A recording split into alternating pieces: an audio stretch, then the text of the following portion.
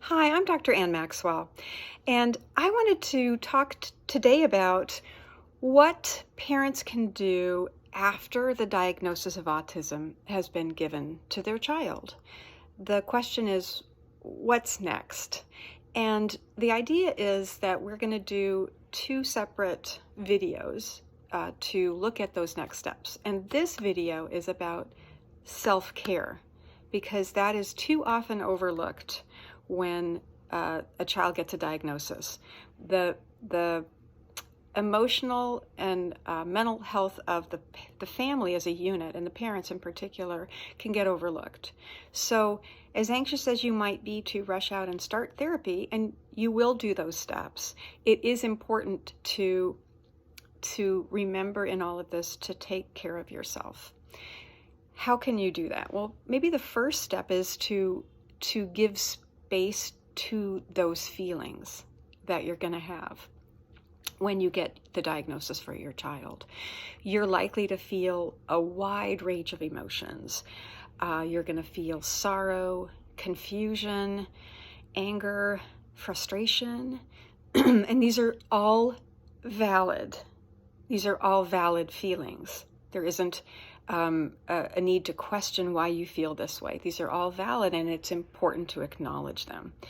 You may feel a profound sense of grief and loss and a shift in the expectations that you have for your family. Your priorities and future plans may feel like they're shifting or they're up in the air. And you can also be expected to feel shock, a sense of numbness and denial. This news that you've just received, it can't possibly be accurate. It doesn't fit what you had envisioned for your child and for your family. So these are all valid emotions. We don't all have the luxury of allowing ourselves lots of time and space and resources to adjust to this life-changing news about our child having this diagnosis. Because in addition to our role as a parent, many of us we're also employed outside of the home, or we have more than one child. Maybe we are caretakers of other family members. So I understand as a professional that it's not practical to take a lot of time off to acknowledge those feelings, but it is important to take some time. It's important to let yourself feel what you're feeling. So this might mean that you need to seek out specific persons in your life who will support you and who will hold a safe space for you to express your feelings. And the opposite of that is true. It might also mean limiting your time with others who aren't capable of supporting you in that way. And it definitely means that you must remember to take care of you. If you're feeling depleted, if you're feeling run down, if you're feeling empty of hope or energy, you're not going to be available to take those next steps in this journey that you need to for your child. Another thing to consider in this self-care portion is that you get to decide who to share the diagnosis with, and you get to decide when to share the news. This is your choice. When I say your, I mean you and your partner, if there is a partner. There is no right or wrong way to do this. There isn't a manual that says these are the people that you tell in this order, and this is when you need to tell them. Some parents will want to share the information with family members and maybe friends also, and they'll want to tell them right away, while other people feel more protective of the information in terms of who they tell and when they tell, and even how much. And again, that is something that you get to decide. You can decide who you tell and when you tell and what you tell. After you've shared the news, after you have decided to tell your family members or friends or a combination, you are likely to be the recipient of offers for support. And you can it might help to think about the kind of support that you want or need at any given time. There are different kinds of support. There's emotional support, which I think we usually think of when we hear the word support. There's also what we call instrumental support, which is like hands-on practical help.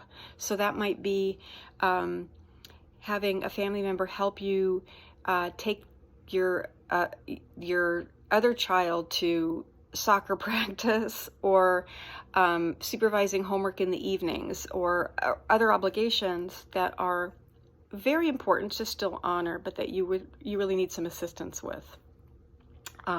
So instrumental support and emotional support are both important. Some family members will ask, can we make food for you this week because you're kind of overwhelmed? Can we bring food over? So there are different ways of getting support. And to the extent that you can be aware of what you need and feel okay asking for it, that's important.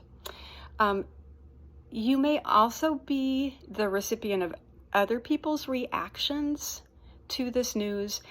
They may express doubt or skepticism or outright refusal to accept the news that you have that your child has this diagnosis, especially if they have a close relationship to the child. And this is unfortunate because it can create conflict between you and the person from whom you want and need support. But we also need to understand that could happen, and that person or those persons may need to work through their own grief and their sense of loss on their own before they're able to really come and help and support you. And you're not responsible for their sense of grief and loss. That's their responsibility. You'll want, if possible, to form a care group, a group of people, and it might just be one or two people, or it might be a larger group. But a care group, if you think of it that way, and this could be family or friends or a combination, but these are the people who you can trust that they can put aside their emotions when you need the support. They're ready. They're ready to step in when and how you need them. So those are a few tips for what you as a parent can do when you get this news. That's very hard to get. And our next video will address the steps that you can take to put into motion a plan for intervention. Thank you.